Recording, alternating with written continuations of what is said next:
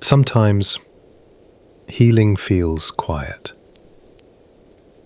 not peaceful, just quiet.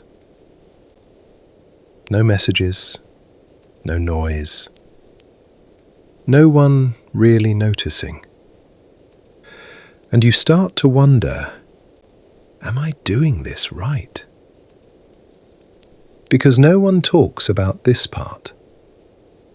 The part where you sit alone trying to understand your own mind. Where you choose to walk away even when it hurts.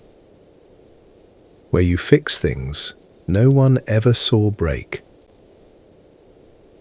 It's not loud, it's not beautiful. It's just you, showing up again and again, even when it feels like no one is there. But maybe that's what healing really is. Not being saved, but learning you can sit with yourself and not fall apart.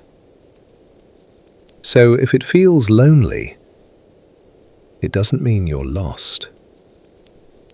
It might mean you're finally finding your way.